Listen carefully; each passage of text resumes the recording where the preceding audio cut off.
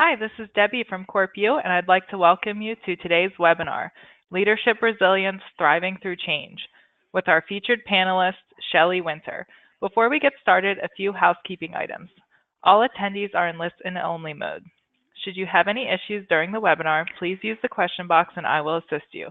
Today's event will be recorded and shared at the end of the webinar. Without further ado, I'd like to introduce you to Alan from Corp to get us started. Alan? All right, thank you, Debbie. Welcome everyone to Leadership Resilience, Thriving Through Change. So today we're going to learn some techniques to not just survive change, but to thrive in the face of change. And I'm really excited to have Shelley Winter with us today. She's the global head of coaching and resilience, and she's an expert on resilience and teaches this in our online program. She does consulting all over the world, and YSC is just a wonderful company full of great people. It's a leadership consultancy that a great partner of ours that we do a lot of work with. And so resilience is a really interesting topic, and a lot of things that stem out of a lot of the work we do and teach in positive leadership and positive organizations. So I think we're going to have a great time today and thinking about not just surviving change, but thriving in the face of change. So let me start out by just framing this in the world of change. So we know the pace of change is accelerating. So the average lifespan of a company on the S&P 500, it continues to be shorter and more volatile, and we know that. And the time from companies starting up to disrupting whole industries continues to happen at an ever faster pace. But you all know this. That's not new. Gary Hamel, the famous management teacher, London Business School, Harvard Business School, best-selling business author, lots of books, he says that the human side of change is stuck in the 80s. He actually says it's stuck in the 1800s, that modern management, most of the principles and practices that are widely deployed today started back in the Civil War era. And so we need to understand and start to unpack why change is hard, what happens, and how do we develop resilient cultures and people and leaders to make it through this. And we have a way to think about it at Corp, and this is the frame that we think, and it's really based on the science of how people learn. So we know that when people learn, when you learn alone, and you learn in groups, and you learn in ways which are formal and those which are informal. And where we have focused all of our energy at Corp is on the right-hand side of this, and this is where we think of organizational learning. It's building a system for that top right quadrant, which is a formal space of learning, sometimes thought of as a guided paced cohort. So there's always an expert guide, there's a pace, there's a group of people that do it together. And then the bottom right, a community of practice, which is that informal space for learning where people connect together to solve complex problems. So all of that is powered by dialogue when you do this sort of group-based or organizational learning. So dialogue is the fuel of organizational learning. And the reason dialogue is so powerful is because dialogue moves you from vision to shared vision. So if you're trying to drive change, there is no better way to get there than to connect people in purpose-built groups to engage in dialogue. And dialogue comes from the Latin roots, dialogos, which roughly translates into shared meaning flowing through a group. And that's ultimately the goal. And in the National Academy of Sciences, Engineering, and Medicine, they wrote a book about 20 years ago. They commissioned a research study called How People Learn. And then recently, in the last year, they published a 20-year update called How People Learn. So these are all the best learning scientists in the world, and it was kind of cool. It's called How People Learn Too. And that book said that every person on the committee to study how people learn from the National Academy of Sciences, Engineering, and Medicine came to a sociocultural view as the theory that underpins everything. And that sociocultural view is the theory that underpins everything we do and think about with Corp because it happens in that right quadrant in guided pace cohorts. It happens in community of practice, and it's all about dialogue. And that's all really engaging people to solve complex problems, to generate and spread ideas, and to teach and learn from each other and experts That's ultimately what they do, and that's the process that we think of with an organizational learning system. So a managed system that produces evidence-based business results. And so as we think about going through change and resilience and getting there, that's all part of driving change and building capability and shaping culture. And that's where we are with framing this. So as we think about resilience, and I'll just tell you that last week, all of us at CorpU had the opportunity. We took the 1 week online guided learning journey, this resilience program, and Shelley was one of the faculty of record on the program. And I can tell you that every person in our company was abuzz every single day talking about resilience and some of the differences that it made. It was so interesting, and the dialogue was so incredible that our company and our culture was interesting. It was fun to watch people come together and talk in this positive, open, safe, thinking, learning environment to talk about resilience. So I'm just here to say that we're big fans of the work on resilience and Shelley, and so I'm very excited to introduce Shelley Winter. And Shelley, I am going to turn this over to you so that you can be next to control this machine and connect with people. Okay, I'm just waiting for the... Yeah, can you just send it over? Okay. Do you have that, Shelley? I've got it now, so you can let me know. Can you see my screen now? We can indeed. Great. All right. Thank you for a great introduction, Ellen. Really appreciate it. And dialogue and getting people to connect around the topic of resilience is incredibly important because one of the things we'll cover today is resilience means different things to different people, as well as people feel a lot of pressure to feel resilient. And if we normalize the conversation and give people language around it, it can really change the culture. And as you just explained, when we get people thinking about it in a positive, proactive and practical way, it also gives people a much more engaging way to think about resilience for themselves and to shift the culture. So that was a great start. Thank you for that. Before I get into the content, I thought I'd give everyone a bit of a roadmap around what we'll cover today. So focusing on 3 takeaways for you.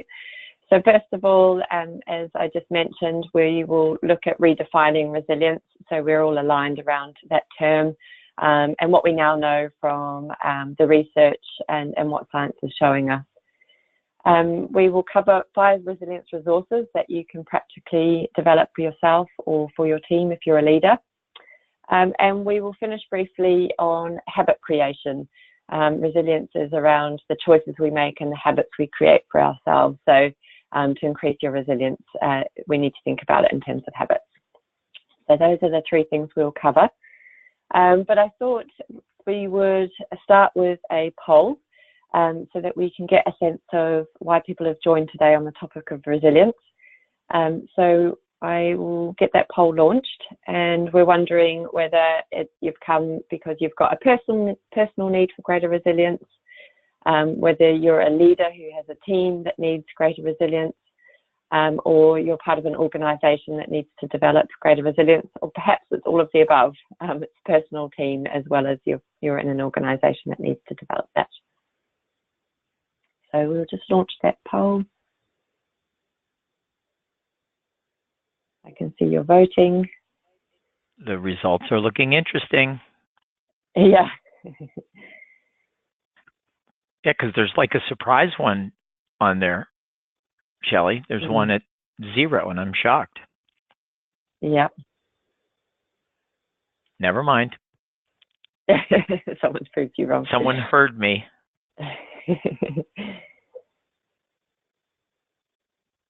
All right.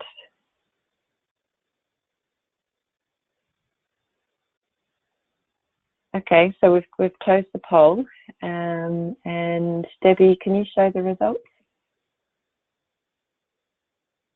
Yep, they're on the screen. They're on the screen. Okay, so great.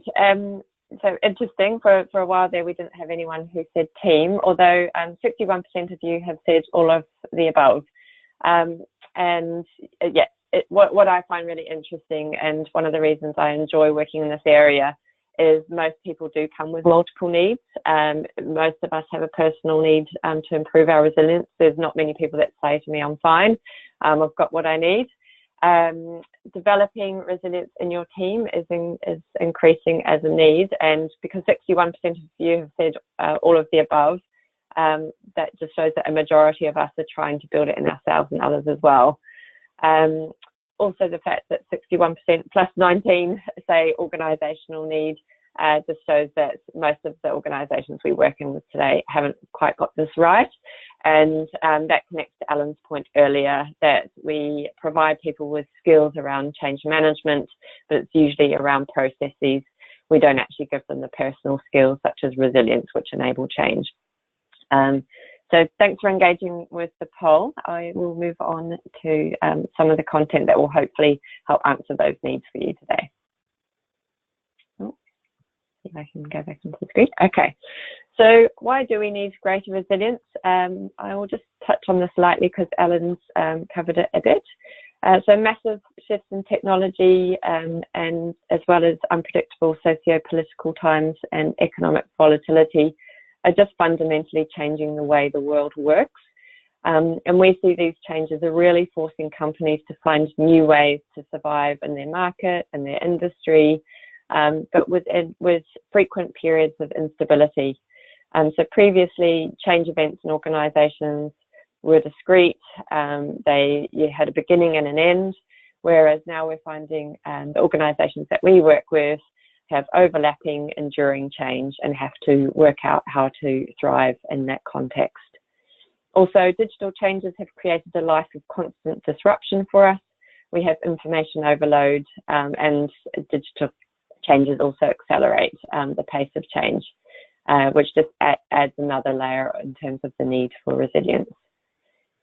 We also just see, in terms of these businesses, organisations trying to survive in a different world, that there's relentless pressure for everyone around increasing productivity, increasing returns, and increased need for innovation.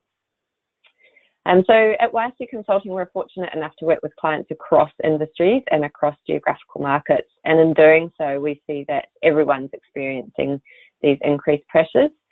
Everyone's experiencing overlapping enterprise change and constant disruption in their markets. So what we find is no one's immune and no one's unique in this situation, and actually bringing people together around this topic helps to normalise that for people. As I mentioned, historically change in organisations occurred through definitive events, moments in time, and so previously kind of tolerating or just persevering or putting your head down to survive was a strategy for people, but with continuous change that is no longer a strategy.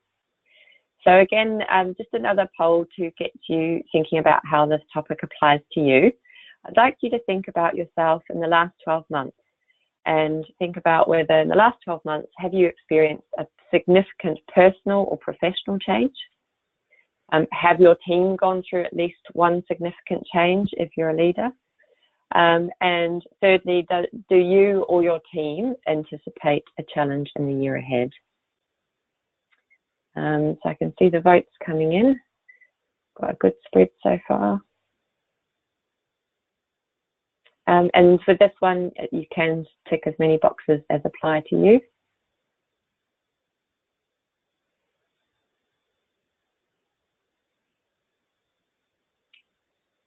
Okay, great. So most of you have voted. We'll give you a few more seconds.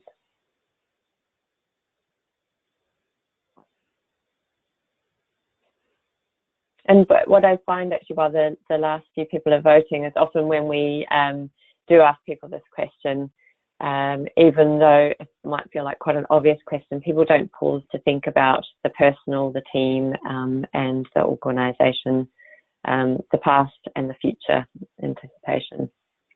So we've closed the poll, and Debbie, if you launch those on the screen. So what we see is that most of you have At least 70% across all of them means that most of you are experiencing change on multiple levels. So having either personal change as well as team change, having gone through past change and anticipating change ahead. So again, just to show, this is why it's such a prevalent topic for people both at an individual level as well as team and organisation.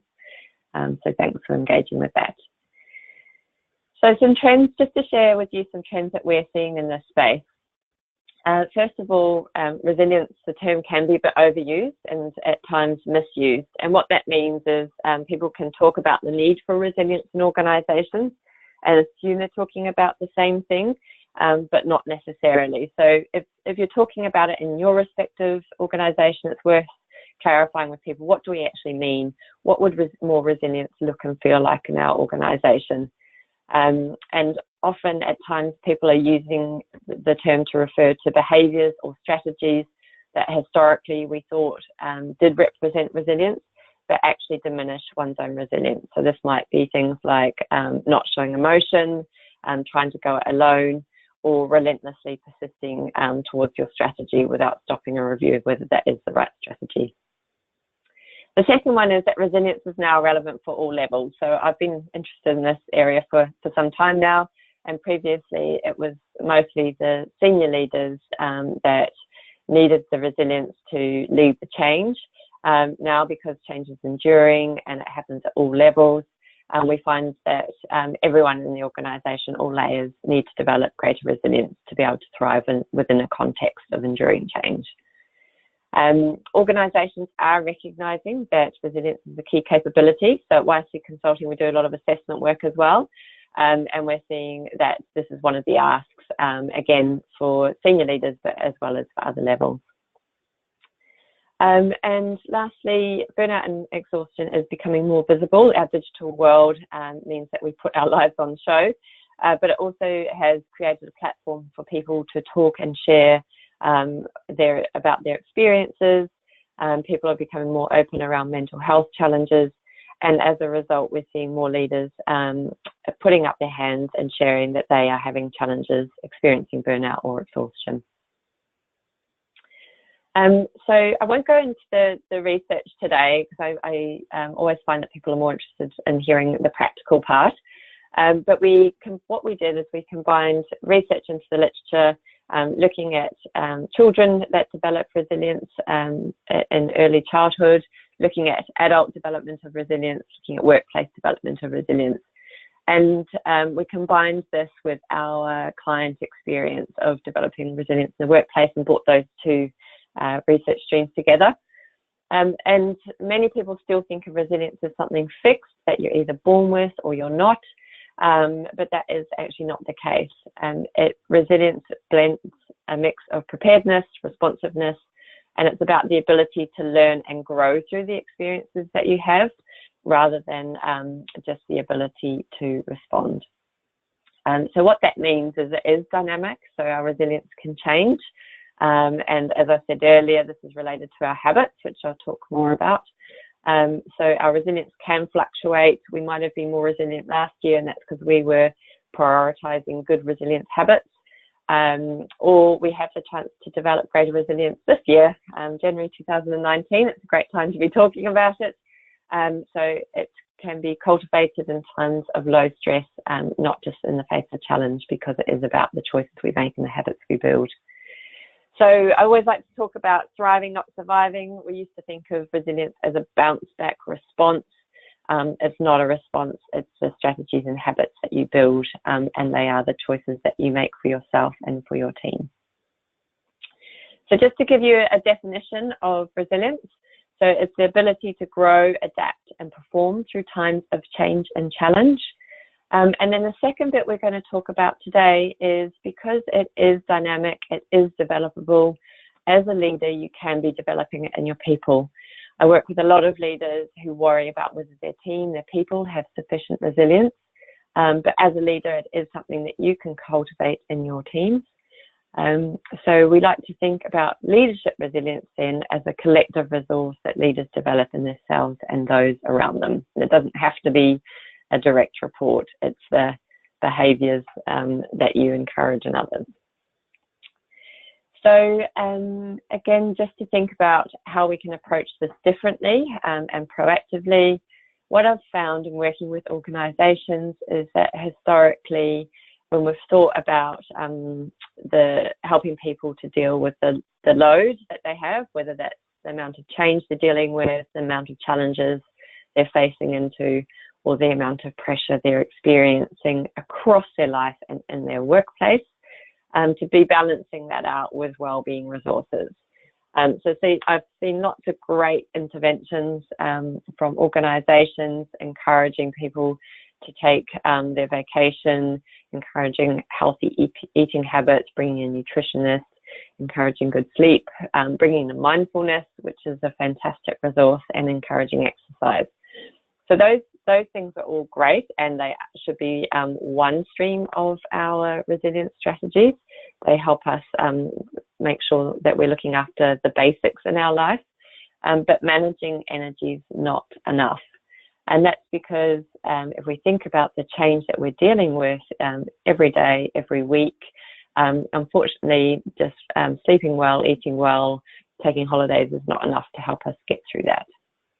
So back to the research and what we've pulled together, we've thought about what are the strategies that you need to develop to be able to deal with challenges in the moment and to be able to deal with change and lead change day to day. So what you'll see here are 5 different resilience resources, and you'll see in the framework that there's 2 parts to each resource. And that's because when we work with leaders in this and on the online program, we help individuals work out, okay, what do I need with support, for example, what do I need to do to develop support for myself, and what do I need to do to develop support within my team. So 5 different resilience resources, and what you may be noticing about them there is they all come from different aspects of our life. So support is the ability to build positive relationships which create systems of support that we can draw on during stressful events or times of significant change. I always say to clients when we work in this area, it's not about the number of contacts you have in your social media. It's about the nature of those relationships. So you could have only a few relationships, but if you use them well, it means that you've got a good network of support. It's also about thinking about relationships in work and outside of work as well. You've got support networks in 2 different places. Confidence. Often I find that people haven't linked confidence to resilience. So confidence is about building the capacity to build belief in your ability to achieve goals. What we're finding in this area is that as things are changing so quickly, our confidence is based on have we dealt with something similar before. So if we're facing a lot of novel experiences or novel change, we just don't have the same experiences to draw on to give us confidence to face into those.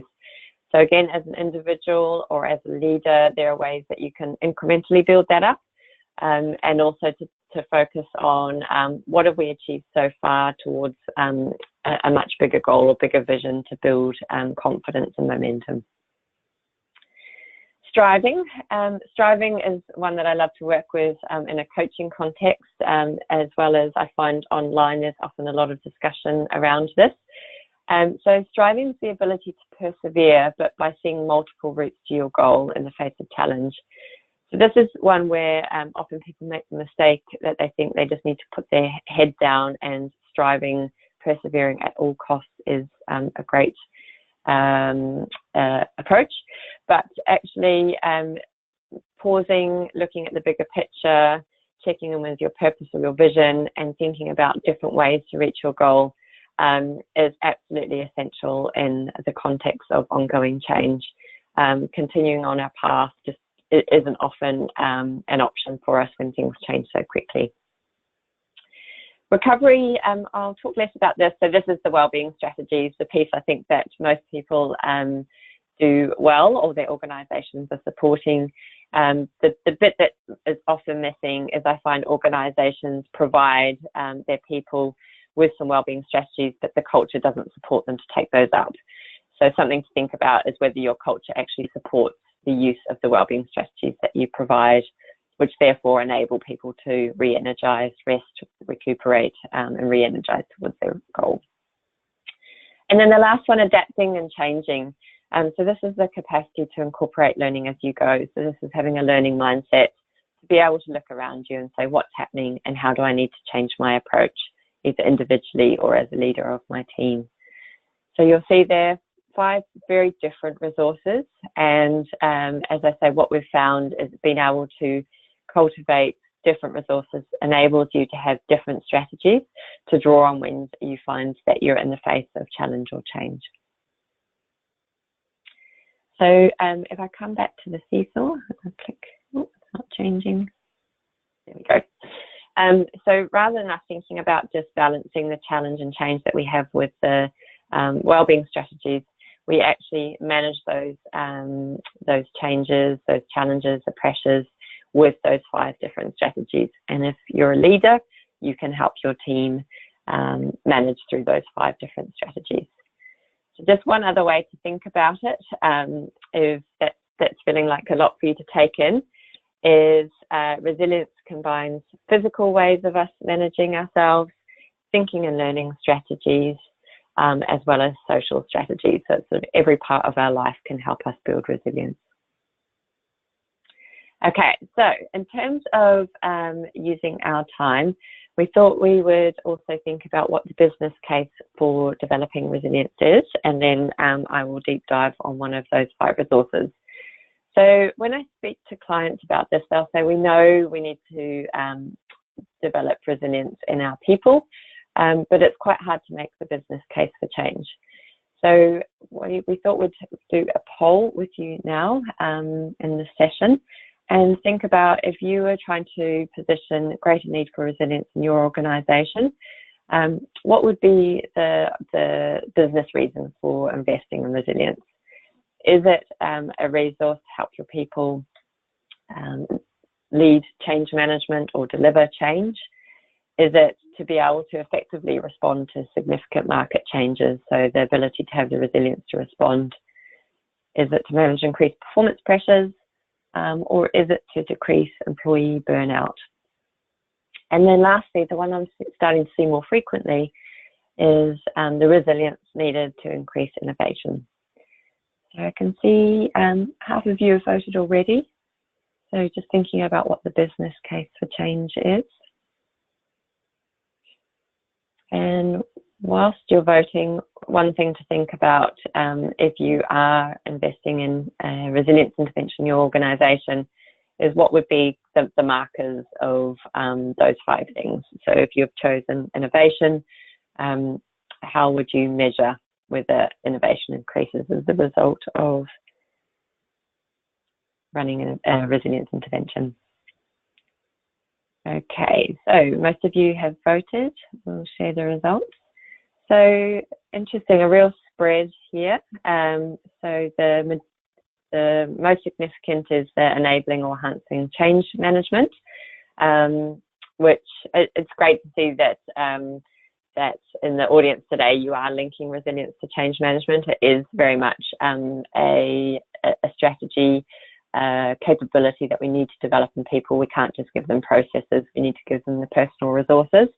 So helping your organisation understand that connection is one way to bring in resilience intervention. Only 8% of you saying responding to market change. So that might be just that you're trying to deal with internal change before thinking about external. Still a significant number of you, 24% saying performance pressures. And I do see that if people feel like they've got choices and strategies to deal with performance pressures, it just changes the whole perspective on that. So again, our online program helps people make choices that are best for them and help them change their perspective around the pressures they're experiencing. So it can be a great way to deal with that. 20% around burnout, again, helping people, and what we mentioned right at the beginning, the dialogue that we can create on the online program helps people to make good choices for themselves, which decreases their burnout. So what it does is it helps shift the culture around the right choices, so that people don't feel like they're making those choices on their own. And burnout is often related to the cultural norms around the choices we make. And then lastly, innovation. Innovation is an area I've got interest in. We might think of it just as individual creativity, but actually innovation requires a lot of courage, confidence to make mistakes and try again. And it links to the piece about being able to look outside of you and think, okay, well, how are things changing, and therefore how does our company need to innovate? So both the learning mindset and the confidence resources can really help with innovation here. So we've run a poll with a group of our clients and had similar results. Innovation is slightly higher with this group, but you'll see that actually the audience we have today is quite similar to the response that we've had in the past, with productivity being a strong performance pressure in most organisations. Okay. One other piece of research I'll share with you before we deep dive on one part of the model is we've done a study with 400 leaders globally, and we've found that increasing levels of resilience across those 5 resources is significantly correlated with high levels of organisational commitment, job satisfaction, work engagement, and life satisfaction. So we've used independent measures to check that against our leadership resilience profile in those 5 resources. And then empirical research shows that if you're higher on all 4 of those things, they all lead to increased job performance.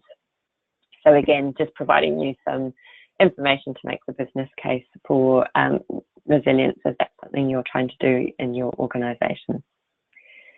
So we spend half day and full day workshops on this topic, so I don't have enough time, unfortunately, to go into each of the 5 resources today. So what we thought would be a good thing is to give you the chance to vote on what would most interest you, and we'll go with the highest one. We'll just cover off one so that we can then talk about habit creation at the end.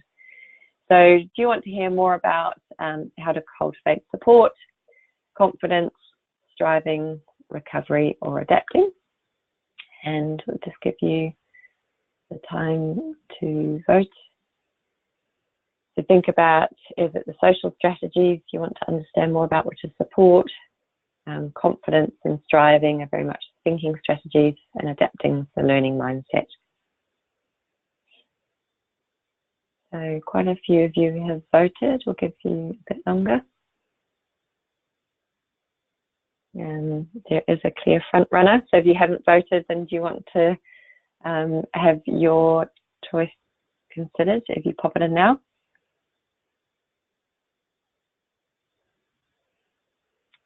Okay, so if we close the poll.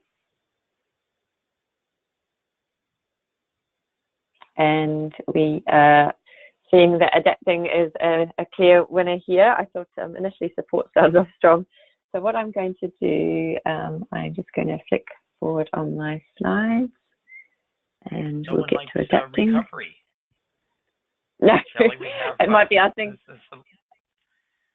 Yeah, I want to know about recovery, but I guess we didn't get much, no one else much response there.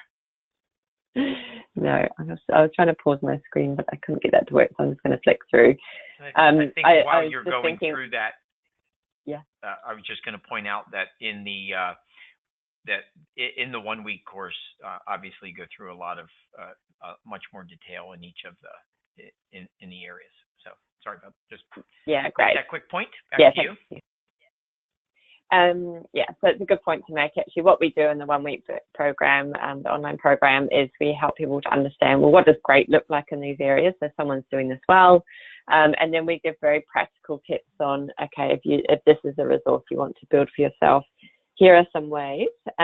One of the important things with resilience is giving people the choice to choose the strategy that fits within their work context and their existing life context and habits. So a big part of the program is providing people with the knowledge, the practical tips, but actually encouraging them to make their own decisions around which one they're going to pursue. And And as I mentioned earlier as well, because resilience is something that combines all 5 strategies and resources, what we find is people have strengths in different areas. So on this call, you might be thinking, actually, support is one of my strengths. I'm good at asking for support when I need it. But actually, I'm not so good at adapting and changing with what's going on around me. And what we find when we work with leaders is often what might be a strength for them is not necessarily a strength they've built up in their team.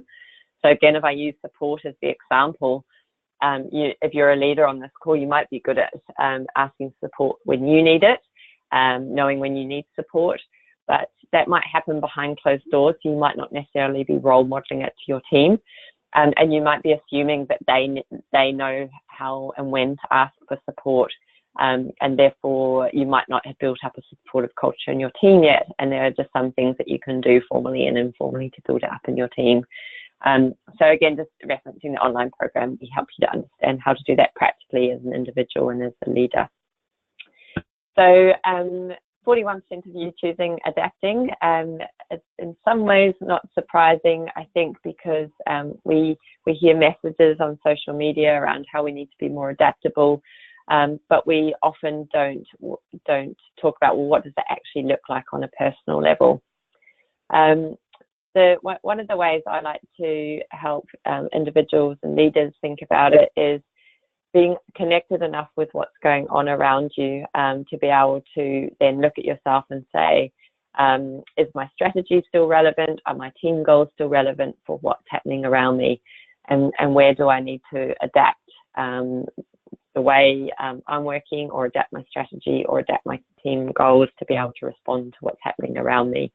And so really what it is staying connected to your context, and then being comfortable and confident enough to question some of the choices that you've made. The other piece that I find that's really helpful for people in this space is helping people to learn both from the past as well as anticipate the future. So when we run workshops on this, and the online program provides some strategies to help you either as an individual work out, are you someone who mostly adapts by learning from the past, or are you someone who's mostly thinking about the future? And we all have a preference in one area or another, or are you someone, actually the third one is, are you just actually really connected to what's happening right now, very present focused and not thinking about the past or the future? So we find that people normally have a default that they go to. And so one way is, if you're sitting on this call and you think, actually, I'm someone who mostly learns from the past, you might want to think about, well, what are some strategies that can connect me to what's happening in the present, in my market, in my industry, or from a leadership perspective, how can our team connect more what's happening in our market today? How can we bring that into team conversations, which will help us challenge and adapt what we're doing as a team? And then future, actually what I find is thinking about the future is usually the lowest percentage in a team. So the other piece is, if you are a leader, is to think about, well, in your team, who's great at learning from the past, who's great at connecting to the present, and who's good at anticipating the future. And you can leverage the strengths across the team to bring those three thinking styles together, to be able to therefore think about, how do you need to adapt as a team or as an organisation. The other part that's fundamental to adapting, and I'm a psychologist by background, so the part I find very interesting in this space is being able to let go of thinking that's no longer relevant to your current context. And we have a human bias that if we have formed a decision, if we've made a judgment, or if we've written a strategic plan, we therefore filter the information in our context that supports that decision, that plan, that strategy. So our brains are set up to support us to keep pursuing the decision we've made, the strategy that we've written. And in a world now where things are changing so quickly, we need to be able to look into our context and say, okay, well, what information out there is perhaps suggesting that our plan is no longer the right plan? And that's a difficult thing to do on your own. So if you're sitting there and thinking this feels relevant for me, I encourage you to do that with others, because we're more likely to challenge, and particularly if you've got a mentor or a colleague that you can talk to who's outside of your actual area, someone who's not attached to that decision, not attached to that team plan or that strategy, will help to challenge you whether it's still relevant in your current context. And then the last one is just generating new ideas and opportunities to go after. And what I find is people often know that this is something that they need to do, but they don't create the space to do it. So again, on this call, if you are either just an individual thinking about how you set yourself up in your day or your week, what's a different context you can put yourself into that will put you into the mindset to generate new ideas. Sitting in front of computers, running from meeting to meeting is not going to be a context where you're going to generate new ideas. So thinking about when are you at your best to create new ideas. And if you are a leader of a team, thinking about what's the conditions you can create in your team. So helping people to learn from success, getting them to connect to information in your business context, and going somewhere new and different, a different environment. It might even be a different meeting room in your organization, but getting them out of their normal routine to encourage people to brainstorm new ideas around what will change in the future, to open up people's thinking. So those are some things that you can do personally and as a team. As mentioned on the online program, we give you a few more strategies that you can go away and apply either to yourself or with the team. So I'll just finish off. I'm just conscious of time. Oh, actually, just to mention, if you're thinking about this from an organisation perspective, what we see is the cultural enablers and blockers. So the enablers of being adaptable and encouraging adaptable behaviour in people is time dedicated to debriefing and forecasting, so looking back and looking forward. Valuing being externally connected, so valuing having a meeting or networking outside of your organisation, and tolerating failure in an effort to innovate, so being okay with mistakes in an effort to move forward. The blockers that we see are those organisations, often they come from high risk organisations where being intolerant of mistakes is important, so mining is a good example of that. But that can spill over to non-operational issues. So if you're in an organisation where mistakes, medical, pharma are important for operational reasons, just checking whether that then flows on into non-operational issues and is holding back your ability to adapt, evolve and innovate. Very inward facing. So often organisations who have been very successful in the past, legacy businesses, can tend to be very inward facing because they've been successful, and it's too hard to look outside and see actually that the world is changing and you might no longer be successful. And past focus, those that focus on the past. So I just wanted to talk a bit to finish about lifelong resilience habits. Like I say, we normally run online programs, or if we're doing this in a workshop, we would do at least half a day, if not a full day.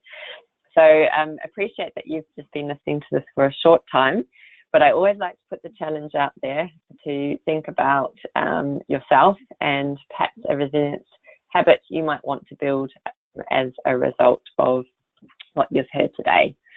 So coming back to the fact, what we see organisations provide is often well-being.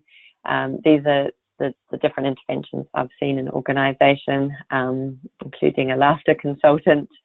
But what we often see is organisations will provide some education, some information around resilience, maybe a 1-hour session, but unfortunately awareness raising is not enough.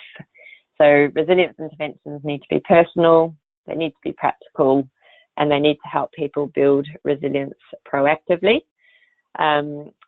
Unfailingly, every time I speak on this topic, people will say to me, you know what, resilience is one of my strengths, but I need to learn how to be more resilient. And given the choice, everyone I speak to would choose to be less stressed or feel more resilient and experience more optimal state of well-being. And the fact that we haven't all achieved that is because we don't give ourselves the time and space to actually build a habit, or we don't have the knowledge to build a habit. So an important part of the online program, once we give people the knowledge, the insight and the practical tips, is we set them up to develop resilience habits. People will overestimate what they will do just from hearing something. So actually setting up the structure of starting small and building big, making a public commitment around the one habit you're going to build, and helping people think about, well, what are their cues and rewards in their day, just helps people to put their goals into a habit structure. So with the online program, what we do is we set them up once they have the knowledge and insight and practical tips to choose one personal resilience goal that's going to increase their own resilience resources, and one leadership goal. So something that you're going to do to facilitate your team to increase the resilience levels in your people. And so rather than trying to increase all 5 of those resources in one go, which we know from human behavior and the ability to make change is unlikely to happen, honing in on one makes it more likely. So as you're sitting there today, we'd love you to think about, well, from what you've heard today, is there one area that you've neglected? Or often people will say to me, well, I used to be really good with recovery, for example, with my well-being. I used to have great strategies to manage my energy, and I've just let them go. So you might have something that you've done well in the past that you want to commit to building up in the future. Or perhaps adapting, because we've talked about that. If there's something that you can do to help you think across past, present and future, help your team connect to their context and challenge some of their plans. If you could put that in a goal, I would love to hear from you if you make a change, and you can challenge my assumption that just hearing about it and not actually taking you through a program is not sufficient. So just a thought to leave with you with, a lot of you, at least 61% said you were thinking about resilience in your organisation. If you do want to run an intervention, these are 5 things we've discovered are really important. You need to help your leaders walk the talk, so resilience does need to start at the top. So what we find is we can run the online program for leaders at all levels, but we usually would do something more bespoke for the executive to ensure that they're aligned around the language and they are role modelling good behaviours. Beyond wellbeing, I've talked about that a bit, so helping to move your organisation to see that wellbeing is great but not enough. The last point that I just talked about, we don't always do what's good for us, so awareness raising is not enough. People do need to commit to personal strategies. The online platform creates a great way of doing that in a supportive way, in a positive way, and a way that creates dialogue around goals and public commitments. There isn't a quick fix.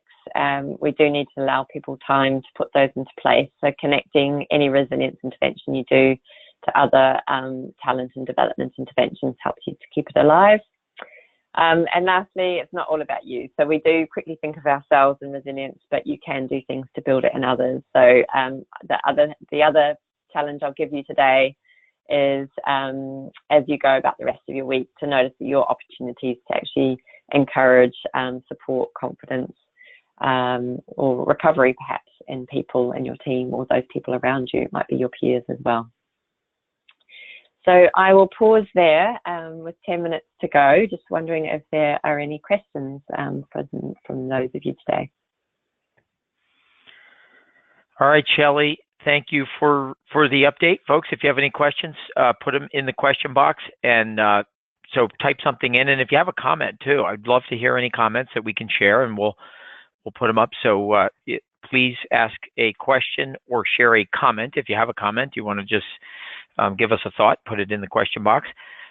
So Shelley, one question I wanted to ask you, just coming out of the program we did at Corp last week, and I was surprised by the number of conversations about people that are kind of overwhelmed with work-life balance, and that was a surprise to me, because I hadn't thought that was such a thing, but it turned out to be more of a thing than I thought. I'm wondering, can you talk about what you see, or how do people think about that and work-life balance, and is it an issue?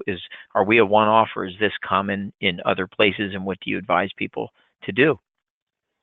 Yeah, great question. Very, very common, and a lot of that is because of the digital nature of our work these days. So, most people say to me, the first thing they do when they get up is they look at their phone. So they're thinking about work, they're responding to emails, etc.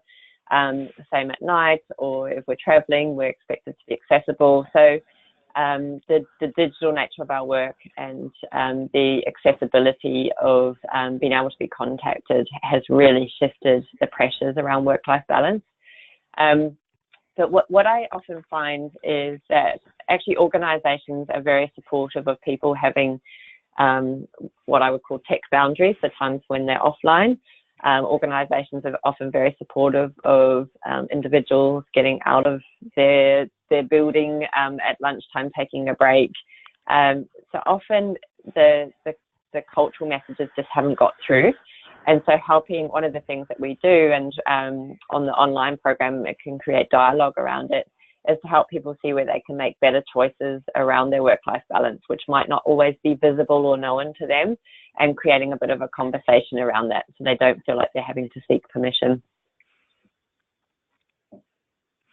Does that answer? Great. No, that was very helpful. Thank you. And I think we had conversations around some of those things, and I know in questions about do you where people eat lunch and so on, I think there are definitely some things that has sparked conversation inside CorpU.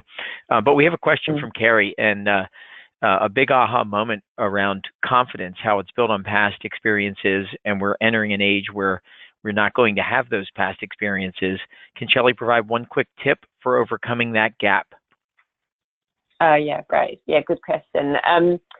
Yes, so because the reality, so there's two ways that we build our confidence. One is on past experiences, and one is on feedback, and that might be formal feedback we get from colleagues or from a line manager, but we also pick up feedback from our environment, whether something's going well or not. So two things. So one is with the past experiences, when we are facing something that's really new and different, what we need to do is just work a bit harder now to say, okay, well, where have I seen something similar to this? Or where have I responded to a challenge where that's been quite different and I've tried something new and it's worked? So coaching conversations are the best way to help build people's confidence and find a point of similarity, or at least a way that you've attempted something new that's similar to this new challenge that you're facing. So coaching conversations are the best way that I see to support that. The other is, if I go back to the second way we build confidence, is feedback. So if either for yourself or if you're a leader, if you're trying to build confidence in a new area, either setting yourself up to get formal feedback or informal feedback earlier than you usually would just helps us to maintain momentum around something that often we feel quite vulnerable. We feel like we're putting ourselves out there.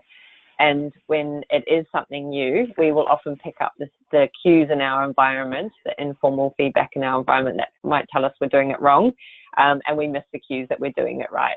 So if you can set up for yourself some feedback loops quite early, and when you're trying something new or when you're innovating, or if you're a leader, to set that up for your people, that makes a huge difference with confidence.